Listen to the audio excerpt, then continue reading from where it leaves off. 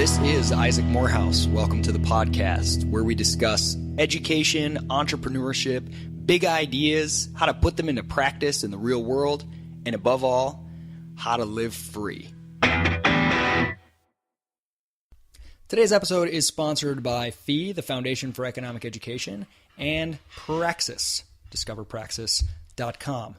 Who should go to FEE? Who should check out FEE? Well, anyone who likes ideas should go to fee.org because there's all kinds of articles, a few of them penned by yours truly from time to time, articles, resources, books, but the real life-changing component are the in-person events. And if you're between the ages of 14 and 26, you're curious about the world, you're curious to get out and engage with other people who like ideas and want to learn, and you wonder what economics is all about, you want to go beyond just boring charts and graphs and really understand how economic thinking can make you a better entrepreneur, a better creative person, a better person in general, someone who understands and can navigate the world more effectively. Check out fee.org/seminars, fill out an application, let them know you heard about it here on the podcast.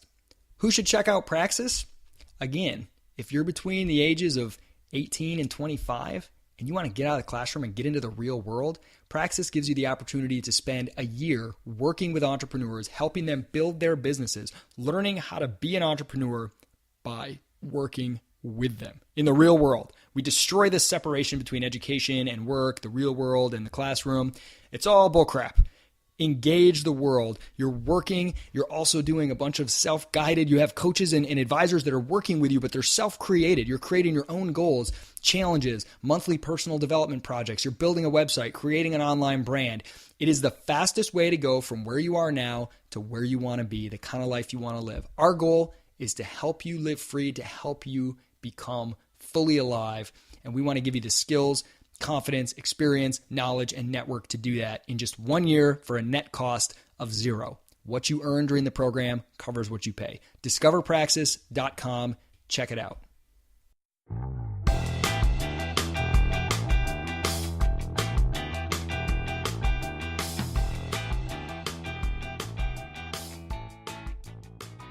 Welcome to part 4 to our 4-part series, A Beginner's Guide to Startups. Today, I am really excited to have Evan Baehr join us to talk about how to get funded. Evan is the co-founder of Able, an online lender to small businesses. Able launched in June 2014 to serve what they call the Fortune 5 million, the 5.8 million small businesses that represent the backbone of the American economy. Evan's previous startup was Outbox, which was such an awesome idea. Unfortunately, governmental bodies sometimes make it hard to do certain things. Outbox was a consumer internet company aiming to take over the U.S. Postal Service. It was backed by Peter Thiel and Mike Maples, well-known venture capitalists. And Outbox had a really cool business model that it was basically to scan all your mail and email it to you, so you didn't need to deal with physical mail anymore. And they thought, well, the post office will be fine with this because we're basically making mail more valuable to their customers. And it turns out that the post office's customers are not you, the recipients of mail. They are, in fact, the junk mailers who pay lots of money to ship you junk mail that you don't want. And this would put them out of business, and the post office didn't like that. Anyway, Evan is the co-author of the book GetBacked. Craft your story, build the perfect pitch deck, launch the venture of your dreams. GetBacked is all about how to get funding for your startup, and it is a phenomenal book. I bought it first on my Kindle, and it was really good on the Kindle, but I would recommend buying the physical copy because it's got so many slides and examples of pitch decks, and just the color, the formatting, the layout is much easier to go through in the physical version. But this is an excellent book if you have a company or are trying to start a company or thinking about one, to clarify your thinking and to build a pitch deck that describes your company. Even if you're not actively going out to raise money with that deck and you're not sure if you want to, just the process of doing it will help you clarify your vision and what you're doing in your business model so much more. And this is just a really good, I am not one on turning something like sales into a science. It's to me, it's like you got to be really careful there. There's a lot of art involved, and all the ways that you break the rules are often the things that you do best. But this book is not like a rigid rule set, like this is exactly how you need to, but it's just a really great basic, like what are the elements that need to be included. It's more like a reminder, like, oh, I completely forgot. I forgot to include, the revenue source. And that's a big thing, but it's just easy to forget because there's so much involved in an enterprise and in telling the story of your enterprise that I highly, highly recommend GetBacked. It launched not that long ago. I mean, I don't remember when the book was published, but it's skyrocketed up to #1 in Amazon's business new releases. Evan previously worked at Facebook under Sheryl Sandberg, and he worked for Peter Thiel, building a political data company. He's a graduate of the Holy Trinity, Princeton, Yale, and Harvard. So really thrilled to have him joining us today to talk about how to get funded for your venture. Evan Baehr, thank you so much for joining me. I have your book in front of me here, GetBacked. I read it as soon as it came out, and it's really good. First, tell me, what prompted you to write this book? Well, you have to say it's really good because you had me on the show. So I know you're well, I have you on obligated to because say it's that. good. It's the causality. All right. Well, yeah. Hey, well, thanks for having me on the show and for asking. We really are accidental authors. My co-author of this book, Evan Loomis, we've been friends for a decade. We've both built companies and raised multiple rounds of financing for those companies. And over time, we ended up meeting with friends and friends of friends who were trying to raise capital. So they had a business idea, maybe they had a pitch deck, maybe they had raised a little bit of seed capital and they were trying to raise money, and they'd say, love to come pick your brain. And so we'd sit down and blast through 45 minutes of front of mind ideas, which is just a really bad way to transfer information. So they're fastidiously taking notes, but it's frenetic and all over the place. And so we said, gosh, we think we have learned some things in how we raised money.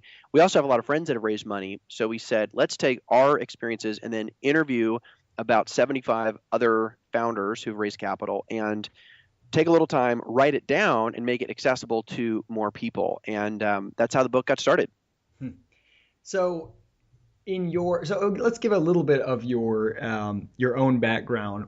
When was the first company you started, or the first time that you were seeking capital yourself and you were out there trying to raise money? Yeah, so I grew up in a small town in Florida. To be honest, the only person in business I knew growing up was the local car dealer. That's what I thought business was. And so for me, those guys are the kings of small towns, by the way. Oh man, it's just those TV commercials where it's like kind of a chubby guy with a shotgun and they're like shoot in the window and you're like, bro, you just shot your own car.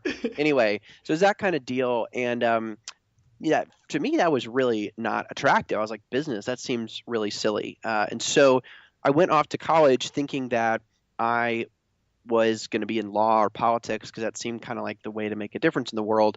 And then my first sort of change in thinking on this was a really strange accidental dinner with Peter Thiel, who at the time I didn't even know who he was, but he is an interesting thinker who famously was a co-founder of PayPal and then seed investor in Facebook. And Peter had an interesting journey himself in that he was on a certain track to pursue his passion in the form of being a lawyer. And he went to Stanford Law School. He clerked for Edmondson on the 11th Circuit. And then he got, for the first time, rejected. And that rejection was from a Supreme Court clerkship. And he credits that with the moment of saying, gosh, like, I need to think about something different. And that was how he got into business. And so he was sort of playing it forward and over this long dinner, challenging me and how I thought about, gosh, you want to impact the world. He would argue that the precise way to impact the world is to do it in the form of building a business because it aligns different kinds of capital. And so that was a jumping off point for me. Let's see. The first venture then I was raising capital for was actually a nonprofit, which is a different type of capital raising. And my first money into that deal was also an accident, which I think is the theme of a lot of founders. I mean, we tried to distill this into some science, but there is a lot of luck and fortune involved in it. And just a quick story of that, I was at a conference and there was a very wealthy individual who liked this idea of this nonprofit we were trying to work on. And he said, well, let's get a few people together and just talk about it. And so he got some other really interesting, smart people together, and we were at this conference and we had a breakfast. And the idea was for me to share what we were working on and get some feedback. And so I'm sharing it. They're all kind of giving feedback. And at the end of the breakfast, this guy says, well, did you get everything you wanted to out of this breakfast? And I didn't quite know what he was saying. And I said, well, yeah, thank you for the time. It was so interesting. I really appreciate it. And he says, how about $250,000? And so that was my first money, was money I was too stupid to even ask for. Yeah, you didn't know that you were fundraising. He knew that you were fundraising, but you didn't. Yeah, and that was, he's a great investor, and he just knew that I was not smart enough to actually make the ask. And that's something that Evan Loomis, my co-author, has a great line about this. He came up with a concept for himself, which he calls the prolonged water sip. And it's in this moment where you're in a meeting, it's really easy to share what you're working on and talk about something you're passionate about and get people's feedback. And the natural thing that we do, I think all people do at the end of a meeting like that, is you want to keep it positive and you don't want to be told no. So you end the meeting by saying, oh, thanks so much for your time. Like, if this might be interesting to you later, like, let me know. We'll be in touch. Okay. And you're just trying to get a yes. But when you do that, you totally let them off the hook from actually investing. And so in meetings where you are raising money, it is mission critical that you get ready for this mind-blowing statement, that you ask for money. And so Evan's line about this is you actually make the ask. It could be something like, we are raising capital for this venture. We're trying to get to $1 million. And we're here today to see if you'd consider a $100,000 investment. In the statement or in the question, and then here it comes, pick up your glass of water and drink it very slowly. And the idea is it's a forcing function to get you to shut up. Yep. And force them to actually make an answer. Yeah, I always heard. So I did fundraising for a nonprofit for a couple of years, and heard from several seasoned fundraisers that the minute the number comes out of your mouth, you can't be the next one to say anything. You got to let the silence linger. And I had a similar meeting to the one you described, except I wasn't so fortunate. I went to a meeting with this guy, and I had done all my homework, and in my mind I had categorized this as a meeting where I'm just getting to know him and getting ready, and we're going to have all these steps before an ask comes, because you're supposed to have 7 steps before an ask and all this stuff. And so this is how I was viewing it. And I'd never met with the guy, so I get there, we meet, we chat, it went really well. And I should have noticed when he came into the meeting room, he stopped by his desk and he grabbed his checkbook and put it in his pocket. And he came in the room and we have the meeting, and then he kind of at the end he's like, okay, well, you need anything else? And I said, no, this was great. I'll follow up with you, next week about this stuff, blah, blah, blah.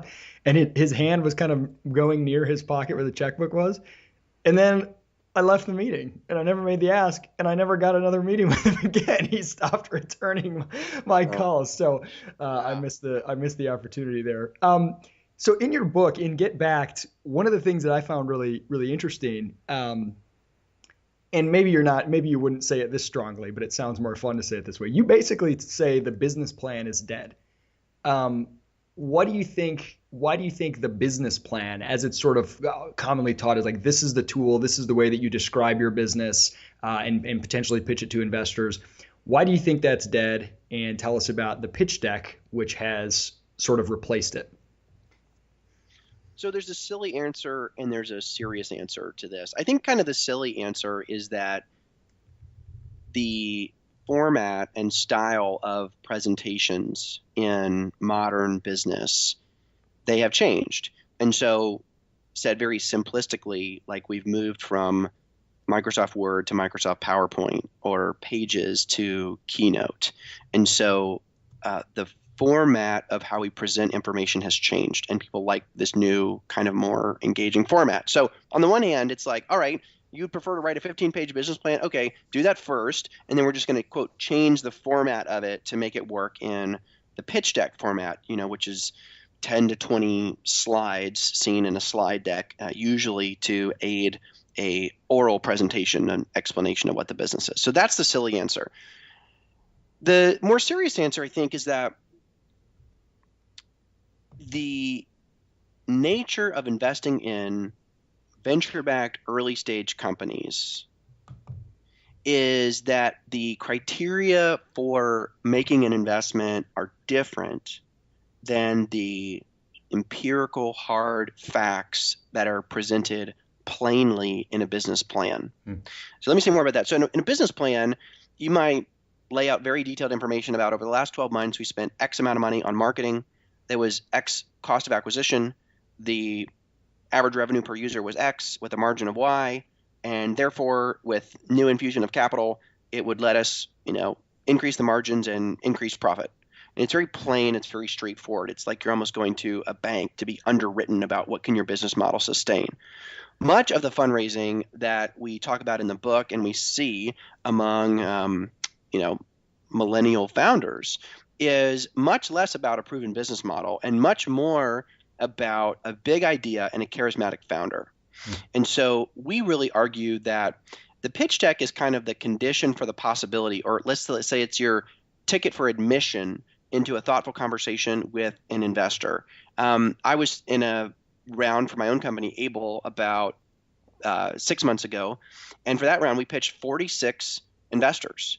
And we closed, we ended up having 3 new institutions in that round. So we closed 3 out of 46, which actually, sadly, is pretty good closing rate for investors. Most people think you'll get, 1 out of 5 or 1 out of 10. It's often a lot worse than that. And so out of those 46 meetings, I think it was maybe about 10 or 15 that actually in the meeting we used the pitch deck. So most people assume that a pitch deck is what you're going to do and present and stand up in front of several investors in a boardroom. One quick story on this. I used to believe that, and I went to pitch one investor. I had my slides ready. I'd sent the slides ahead of time, and I had different dongles for my computer to make sure it connected to the right screen. And I'm escorted into his room. He's a wealthy man in Colorado, and I'm escorted into kind of his meeting room. And it's this room with taxidermy and overstuffed leather couches and not a whiteboard or a chalkboard or a piece of technology to be seen. And I was like, oh my gosh, my slides, what am I going to do? And in that moment, I realized, which has been true even in this last equity round that we did, a lot of these investors are looking to connect with you as a person. And they want to see, are you good on your feet? Are you good at sales? Can you persuasively communicate the vision of the business? And that is something that's going to come across in the context of a 30 or 60-minute conversation that may have some slides involved, but that kind of stuff is not going to come across at all in the business plan that you would, traditionally create. So in the, I think your book is probably the best I've ever read in terms of once you have the meeting, how to tell your story effectively, what tools and techniques, and there's all kinds of examples of slides and things like that.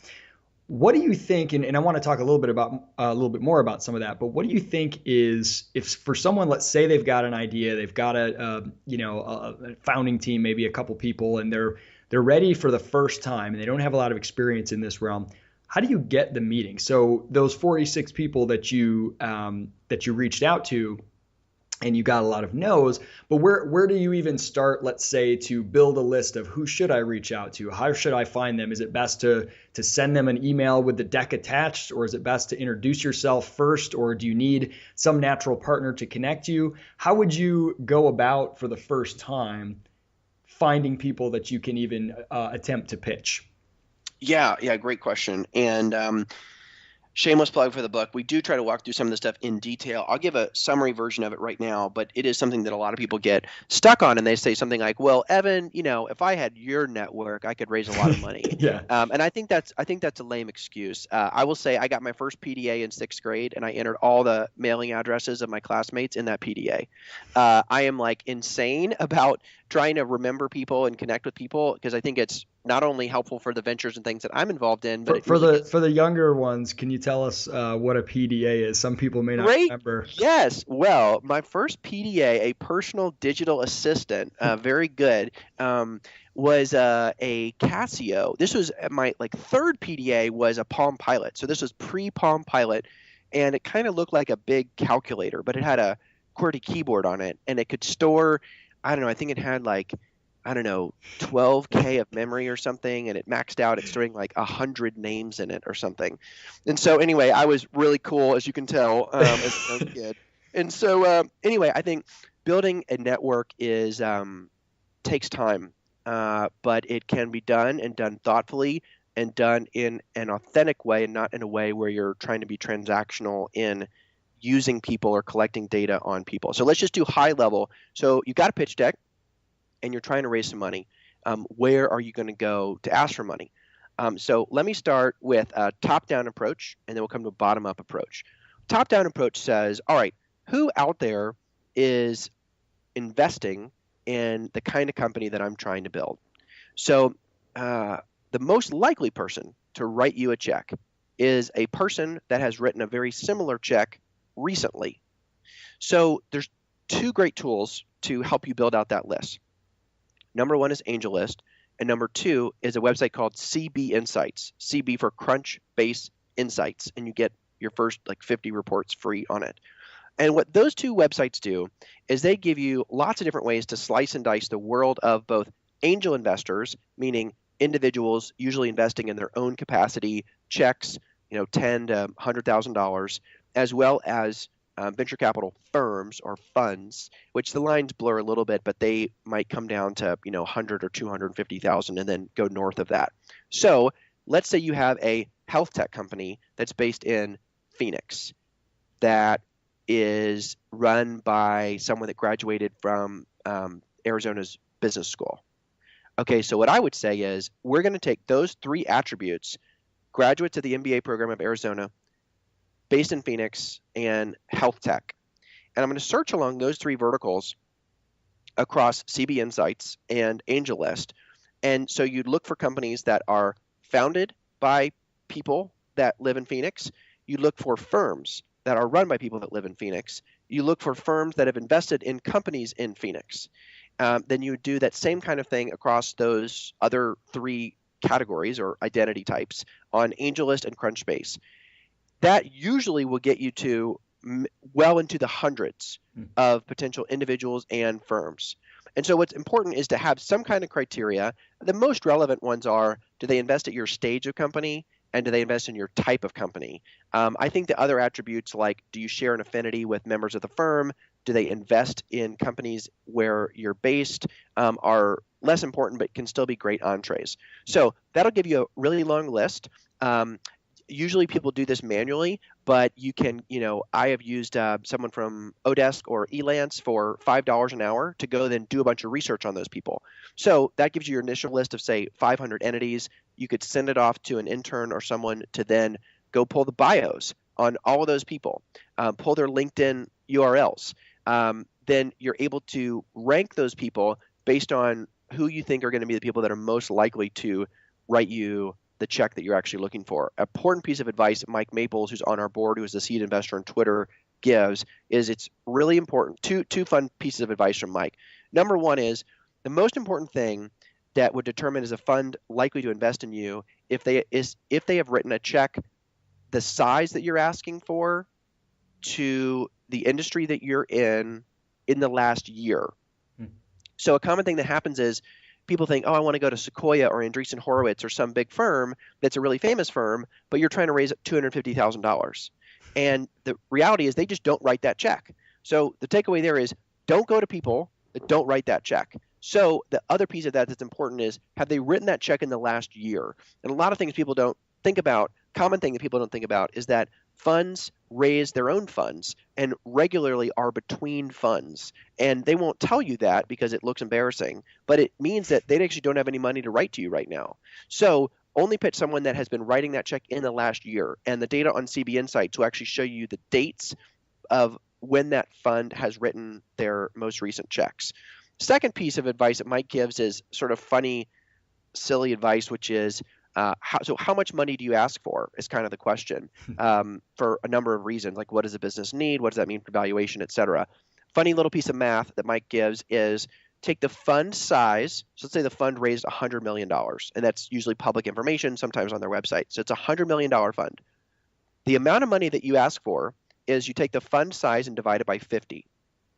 And that is because the fund is going to write checks to probably 25 companies. And if they wrote you a $2 million check, they're likely to hold an additional $2 million on reserve for you. So if they need $2 million for your company, $2 million on reserve, and they have $100 million, that means that you multiply the 4 times 25 and you get 100. So that's how much money you ask for, is take the fund size and divide it by 50. Then the second thing is your valuation is you take that number and you multiply it by 5. And that's what you ask for. And they may come back and essentially give you that number times 4. And that gets to the ownership requirement. So when a VC fund is making an investment, they usually have guidelines that they need to be buying between, on the low end, maybe 15, on the high end, 25% of your company in exchange for that investment. So the insane implication of that is if you pitch a $100 million fund, your company is going to be raising $2 million on a $10 million valuation. Pitch a $1 billion fund, you got a $20 million company on a $100 million valuation. So clearly, when you pitch different funds, your valuation's not probably multiplying, by 10x. But it gets to this question of it's really important to only pitch qualified people, investors. This is a great lesson from sales. You may find really nice people, really interesting people, but if they aren't qualified and likely to actually buy your product, you're probably really wasting your time. And for a lot of founders who are social and extroverts, we feel like it's successful when we have a meeting that, quote, goes well, because we feel affirmed in the meeting. But the only thing that matters as a founder is that you raise the money on the best terms for the business as fast as possible. So let's say you've got the right people, the right qualified investors, and for your business, for what you need to raise, and you're in the room. Are there, and you've got so much more detail in the book clearly, but are there one or two like really common mistakes or things that people get hung up on when they're in that meeting trying to pitch their business? People make a lot of mistakes. There's so many. My mind is just flooded right now. But let me give you two that jump out right away. Number one is most founders are some combination of nervous and arrogant. And the way that plays out in the meeting is in failure to connect with the person. And so Evan Loomis and I really write about and think a lot about how do you build rapport and build trust with that person. If that person, let's say that basically that person is your future father-in-law, and you're trying to ingratiate yourself to them to get them to trust you enough that they'd say that you could marry their child. Like, wear that hat for a minute and think, how do I build rapport? How do I establish trust? How can I seem genuinely interested in this person? And so that can be done, thoughtfully and quickly, even with a little research on the person. So you walk into the meeting and it's, Mr. Moore, what an honor to meet you. We read your book in business school, and that chapter 7 and that story about the woman and the peacock, that was just really, I'll never forget that for the rest of my life. So anyway, thank you so much for taking a few minutes to chat today. I mean, that was 20 seconds or something. And that kind of comment says you're taking the meeting seriously. You know who's there. You're genuinely interested in them. And so that will be one mistake we see happen over and over again. You fail to build rapport with the people that you're having a conversation with. All right. Number 2 on this is, I would call it overconfidence. So the point of the meeting is to have a lot of conversation. And so as you're running through the deck or explaining the business, they will likely ask a lot of questions. And we believe that a main reason they're asking those questions is to come to understand how you think and how you manage uncertainty. Not, do you have the definitive answer to all of their questions? So you get grilled on something like, well, it seems like you're placing you got a lot of confidence in this direct mail channel, but you guys have very little data back on that. How do you think about that as proving a really successful growth channel for you guys? So that's the question. So the wrong answer is, we have really strong statistical confidence in our mailings to date. We have a total genius who runs his team, and we just have absolutely no doubt that we're going to dominate this channel. All right, so that sort of says, like, all right, I'm the kamikaze maniac that's going to run this thing into the ground despite great data. I think the better answer would be to say, thank you so much for that question. We find it insane that we're running after direct mail. I mean, it's the 21st century, for heaven's sakes. But let me tell you how we got there. So my buddy, co-founder Dave, who's right here, he just thought, like, let's try this crazy thing where we write a handwritten note and we send it to this customer that we'd really love. And in that handwritten note, we saw online that he loves this cupcake store. So I actually bought a coupon to the cupcake store that this guy talked about on his blog. And we put a coupon in for the cupcake and we wrote him this note and we mailed it to him. And I think it couldn't have been an hour after the guy got the piece of mail. He picked up the phone and he called us and he's like, I don't even know what you guys do, but I want to work with you guys. And so we had this crazy experience and we were like, all right, old fashioned, but let's just try to do this and take this pretty, homemade approach and try to scale it a little bit. So I know the data is really early, but we've got some really fun anecdotal, yes, but evidence that leads us to think we can do this channel differently. But we're going to be on top of that. We're going to look at the numbers and we'll be the first ones to cut it if the channel's not going to work. So that answer is to do a few things. I think it's fun. You got to bring in anecdote and story. You're bringing energy into the room. They see that you're being creative, but you're also, I think the key point here is that you're taking their concerns seriously and you're showing that you agree with and know that the things that they're worried about are also the things that you are worried about and you're going to focus on. I absolutely love that example, especially for the way that you structured. I mean, the point that you were making originally was about being humble and acknowledging, but the fact that you did it with a story, and that's something that comes up so many times in your book. I mean, really, this is a book about how to tell your story as a business, and that's really the key to raising money. It's telling the story of your enterprise rather than just sort of a bullet point list of facts. But storytelling does not come naturally to most of us, even though we respond to it so naturally, and it's all around us. It's a part of the entertainment we consume. But when you think about your venture, it's really hard to switch into that storytelling mode. Why do you think that's such a challenge, and why is it so important to overcome that?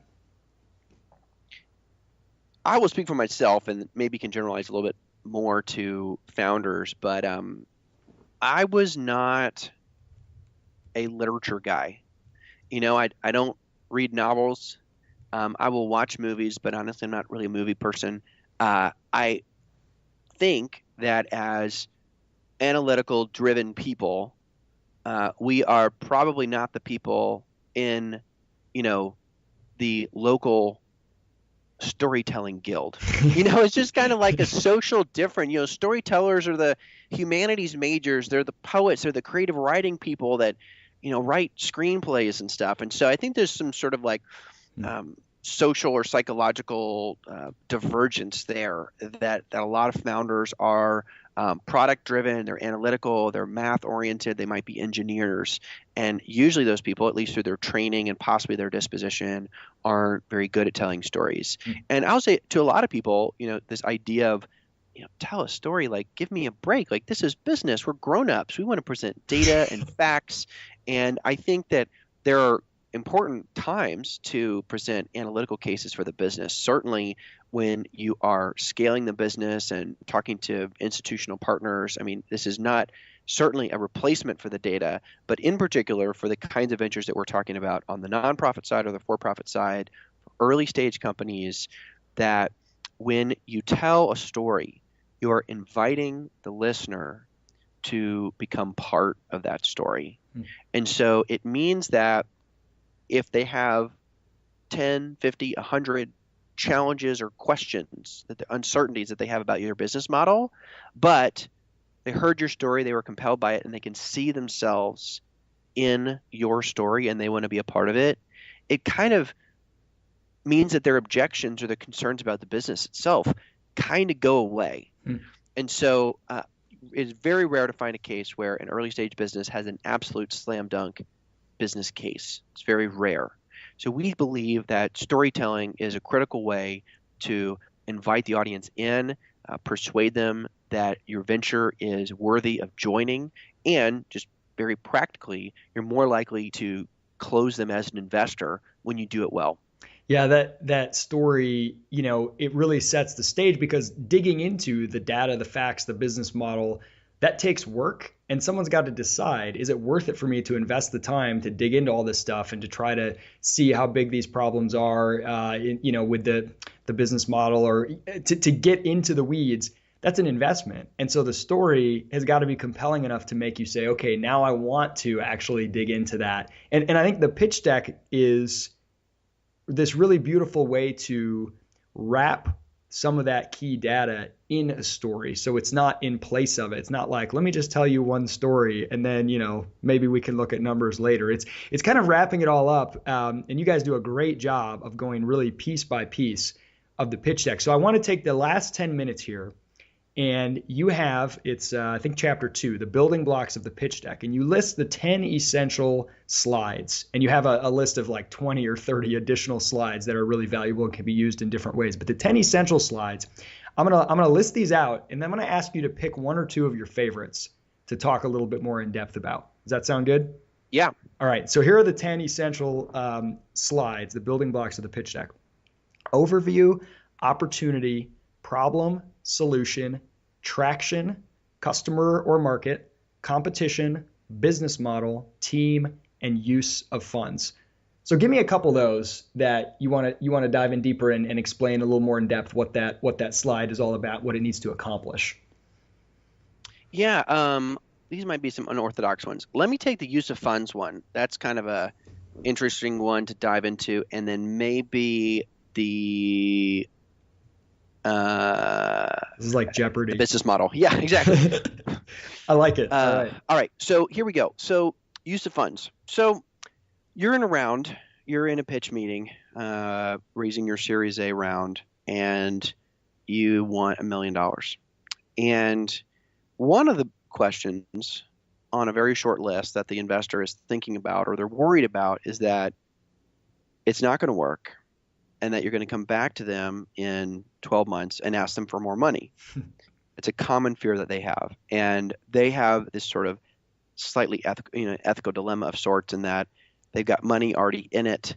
If they don't save you, that investment is lost. But given that you failed in those 12 months, you're kind of likely to lose even more money. So that second conversation, if they do invest in you and the business doesn't work, for you to go have that conversation with them again is a really unpleasant one, and one that they fear. So the use of funds slide, it's kind of saying, all right, so for this $1 million, here's what I'm going to go do.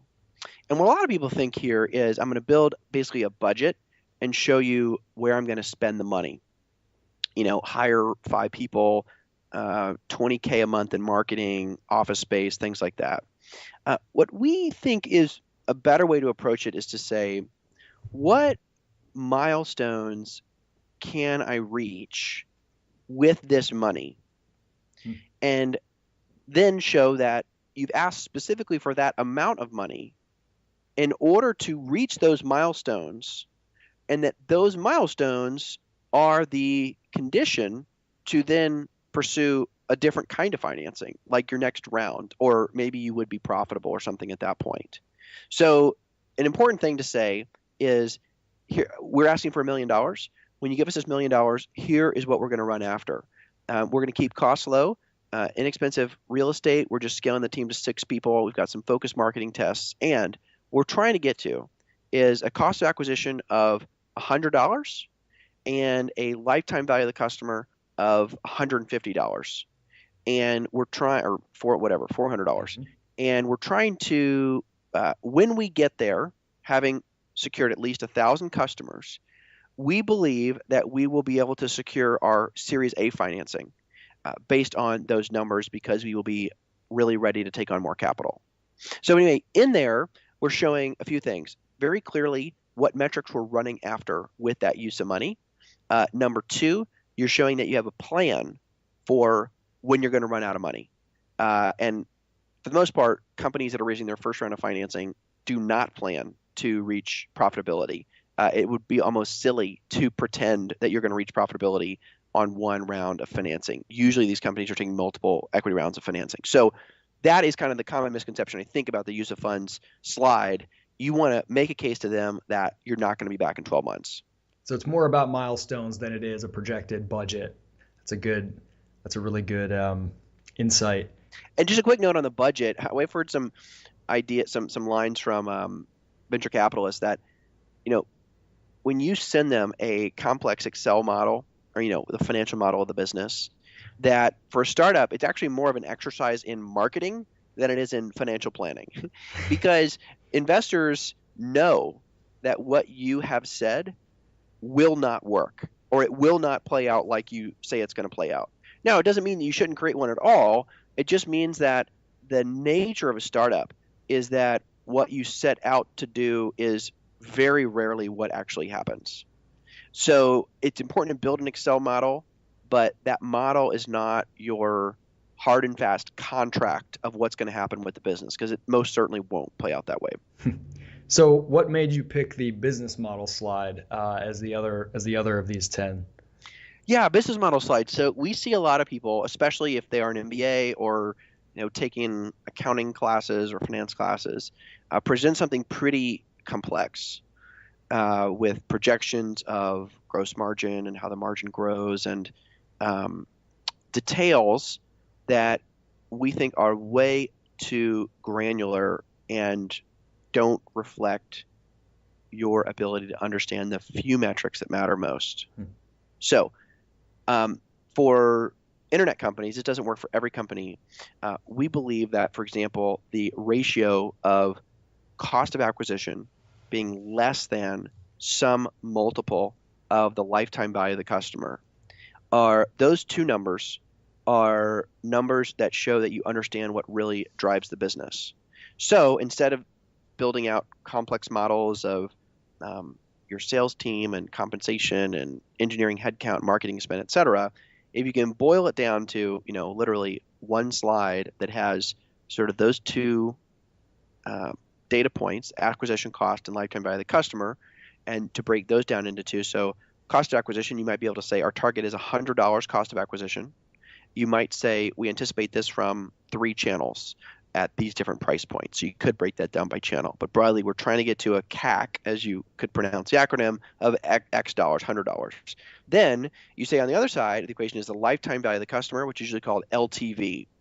And lifetime value of the customer is the revenues generated from the customer over the lifetime that you have the customer. So you would begin with revenues minus costs. So they are giving us, let's just say it's a e-commerce product company. That would be, let's say the revenue is $500. Let's say the cost is $250. So that would be $250 in profit times the number of transactions or number of months. If it's a subscription service, you would have that customer alive. And so that second data point is called the churn, which is about how frequently does your customer base turn over. So very rough math. Let's say with that number again of assuming a 50% margin. So you sell a product for $500, you make $250 on each of those products. Let's say that the cost of acquisition is $500. So you acquire them for $500. If they do one transaction, you make $250. So that's like really bad news. And so the churn here would be able to say, how many times do we repeat that transaction? So your break even would be if you repeat it twice, I think. So 250 times 2 would be a break even. So that's still bad. And so generally, you like to see some multiple of lifetime value over the cost of acquisition. So in SaaS companies, that is often looked at as 3. So you'd want to have lifetime value of 3 times what the cost of acquisition would be, and that is generally assumed to kind of on average assumptions about the rest of the business would cover all your overhead costs. So for your business model slide, boil it down to the few metrics that matter most. Try not to get lost in the details. Evan, this book, did you have any idea when you wrote it that it was going to be so successful? I mean, it's very new, but it's #1 in its category on Amazon. I'm sure you've been busy talking about it a lot. Did you expect it to blow up like this? Well, I have learned that if your mom goes on the day one and buys all the copies on Amazon, it's great for your sales. So, Mom, thank you. We have learned that book sales, I mean, sad commentary, very few people buy books. So you don't have to sell a lot of books to become #1 in the category. But we do feel great that it's in the category. And honestly, we think of it really as a testament to the willingness of 75 founders who gave pretty extensive interviews with us. And then we have pretty much the full decks of 15 companies that raised at least $1 million. In total, they raised $150 million. Those founders were, very generous in their contribution of those, sometimes confidential or private materials to the good of the community. So we're really thankful to them. I mean, we largely are just taking their learnings and their assets and putting it in a book. So it's been a blast. I can say if you want to become successful, do not write a book. It does not make you any money. The lifetime value of a book is it might be negative, Well, that's to what I be was going to honest. say is that you got to get a model because this is one of those books where you read it once and you kind of, it's this like fire hose of stuff. It's really, really great. But it's one of those books that it's like a reference book too. So every time you're building or changing your deck, you get it out and you go, okay, let me go look at some of the tips for the, business model slide. And so if you had a way to charge people a few cents every time they open your book a second time, you'd be doing great. But Yeah, we didn't get there. Well, hey, let me just end on this. We have seen we got just a few emails that we've received have really made it all worthwhile. One I'll share is from a mom of three young kids. She lives in North Carolina, and she has just always had these ideas of little businesses that she wanted to start. And what she lacked, she didn't know anyone that owned a business. She didn't know anyone who had started a business. And she sent us an email that had a photo picture in it, and it was a picture of GetBacked with probably 100 post-it notes as little tags on pages of the book. And she said, you've finally given me a way to organize my thoughts on the business. And she created a pitch deck, and she had raised her first several $1,000s to get this little business off and running. And we really believe that, a great element of the American experience is the opportunity to create a business. And Americans, in particular, young Americans, millennials, are hungry to build businesses. And we are sad that there are people with great ideas that feel like they can't make it work because they don't know how to organize their thoughts and they don't know how to raise money. We think those are teachable skills, and we want this material to get into the hands of as many people as possible so that more companies get created. It's a great thing when companies are built. It generates amazing goods and services for consumers, investment opportunities, creates equity value, creates jobs. And if we can play a little role in just a few more companies getting built, we will consider it a huge success. Evan, thank you so much for taking the time to come on the show. Check out Get Backed on Amazon. I highly recommend it. Appreciate it, man. Have a great day. Thanks, man.